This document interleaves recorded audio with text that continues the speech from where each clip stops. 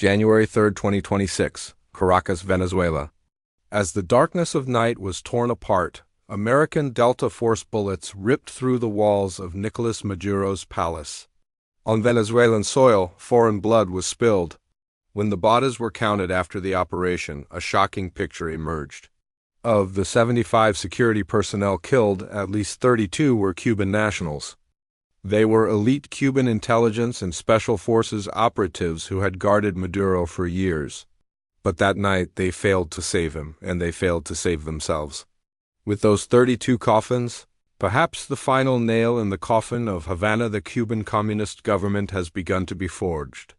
From Washington, D.C., President Donald Trump issued a thunderous message on his Truth Social account. He wrote, "Not a single drop of oil will go to Cuba. Not a single dollar, zero. Make a deal before time runs out." Standing beside him, Secretary of State Marco Rubio himself, the son of Cuban immigrants, smiled slightly and said, "If I were sitting in the Havana government right now, I'd be very worried. America's hostility toward Cuba is not new. It spans nearly 7 decades. But this time, the context is different. With Venezuela slipping out of Havana's grasp, Cuba is now virtually helpless. No oil. No money, only America's maximum pressure. Why did the Trump administration suddenly shift its full focus toward Cuba? Why do Marco Rubio and Florida Republicans believe that now is the best time to bury the 1959 revolution? And is Fidel Castro's once impenetrable fortress finally about to collapse? In today's episode, we explore the turbulent geopolitics of the Caribbean and the future of Havana beginning from the very roots. November 1999, Havana, Cuba. The Latin American stadium is packed to the brim. The roar of 50,000 spectators is deafening. But this excitement is not for a World Cup final. It is for the historic meeting of two revolutionaries. Onto the field steps Venezuela's newly elected young president, 45-year-old Hugo Chavez, wearing a windbreaker in the colors of the Venezuelan flag. And in the dugout, standing like a team manager, is Cuba's undisputed leader, 73-year-old Fidel Castro. With every swing of the baseball bat that day, a new chapter in Latin American history was being written. Chavez was the symbol of youthful fire. Castro was a mountain of experience. Castro saw his own youth in Chavez. Chavez found his ideological father in Castro. Behind the chants of Chavez, a deal was made, one not signed on paper. It was a pact of survival. That day it was decided Venezuelan oil and Cuban brains would merge into one. To understand the depth of this relationship, we must look back. After the collapse of the Soviet Union in 1991, Cuba was left orphaned. Its economic backbone shattered. Without oil, tractors stopped. Crops failed. Factory wheels ground to a halt. Cubans called this period the Special Period, a polite name for famine. At that moment of near death, Hugo Chavez became Cuba's lifeline. He possessed the world's largest oil reserves, but lacked skilled manpower, doctors, teachers, and most importantly, a loyal intelligence apparatus. Chavez's new enemies surrounded him.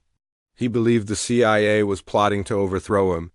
Thus began one of the strangest barter systems in modern geopolitics. Venezuela began sending Cuba nearly 100,000 barrels of oil per day at below-market prices and on long-term credit. This oil revived the Cuban economy.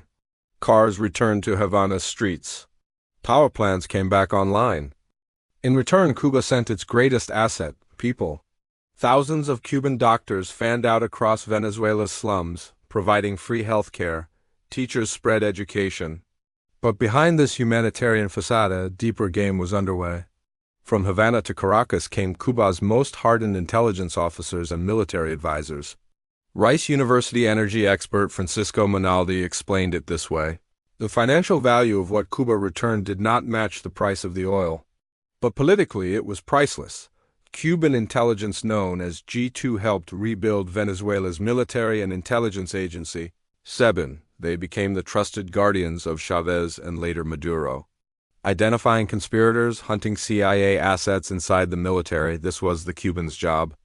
Maduro's personal security, the Presidential Guard itself, was entirely in the hands of Cuban special forces. But this romantic political story ended tragically. January 2026. After the American Delta Force operation in Caracas, as bodies were cleared away, a grim truth emerged. Of the 75 security personnel killed defending Maduro, 32 were Cuban nationals. They were not ordinary bodyguards. They were the invisible armor that had kept Venezuela's government alive for 2 decades. Their deaths proved just how deep the Cuba-Venezuela alliance truly was. But with Maduro arrested, that lifeline snapped. The new Venezuelan administration, together with Trump's America, shut down Cuba's oil pipeline. Trump's message was clear: zero oil. The oil that had powered Cuba's economy for 25 years vanished overnight. Power plants fell silent. Factory wheels stopped turning. The dream baseball match of Chavez and Castro has become a nightmare. Trump's administration knows it doesn't need missiles to defeat Cuba. Just cut Venezuela's oil and Havana will drown in darkness. And revolutions do not survive on empty stomachs in the dark.